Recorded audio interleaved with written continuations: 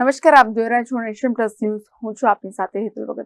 દેશના પ્રથમ જ્યોતિર્લિંગ શ્રી સોમનાથ મહાદેવ ખાતે ત્રિદિવસીય સોમનાથ મહોત્સવનું આયોજન કરવામાં આવ્યું છે, જેમાં તડામાર તૈયારીઓને હવે આખરી ઓપ અપાયો છે.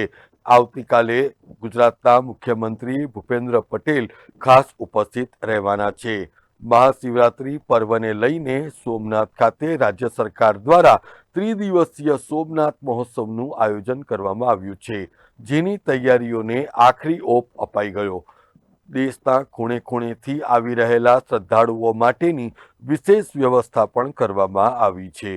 અત્રે ઉલ્લેખનીય છે કે આ કાર્યક્રમમાં ઉપરાષ્ટ્રપતિ જગદીપ ધનખડ પણ આવે એવી અટકળો લગાવાઈ રહી છે. ત્યારે રાજ્ય સરકાર દ્વારા નામાંકિત લોક ગાયક અને કલાકારો દ્વારા શિવ ભગવાનની આરાધના સોમનાથ મહાદેવની સમક્ષ થાય એ દિશામાં પ્રયત્નો હાથ ધરાયા છે. તો બીજી તરફ સોમનાથ મહોત્સવ અને મહાશિવરાત્રી પર્વને લઈને પોલીસ દ્વારા પણ ચુસ્ત બંદોબસ્તનું આયોજન કરવામાં આવ્યું છે. 3 દિવસ માટે શ્રી સોમનાથ મંદિર એ પોલીસ છાવણીમાં પરિવર્તિત થઈ જશે. મહાશિવરાત્રી પર્વ નિમિત્તે લાખોની સંખ્યામાં જ્યારે શ્રદ્ધાળુઓ ઉમટવાની શક્યતાને લઈને શ્રી સોમનાથ મહાદેવ મંદિરની સુરક્ષામાં પણ વધારો કરી દેવામાં આવ્યો હોવાનું એસપી મનોહરસિંહ જાડેજાએ જણાવ્યું હતું. તારીખ 26 જે શિવરાત્રી મહોત્સવ છે, દર વર્ષની જેમ મોટા પાયે સોમનાથ મંદિરે ઉજવણી છે અને એના માટે પોલીસે તમામ તૈયારીઓ, એમાં પોલીસનું ડિપ્લોયમેન્ટ, ફ્રિસ્કિંગ ચેકિંગમાં સુધારો, બેગેજ સ્કેનર, પાર્કિંગની વ્યવસ્થા, ટ્રાફિક મેનેજમેન્ટ, આ બધી જ વ્યવસ્થા પોલીસે કરી દીધી છે.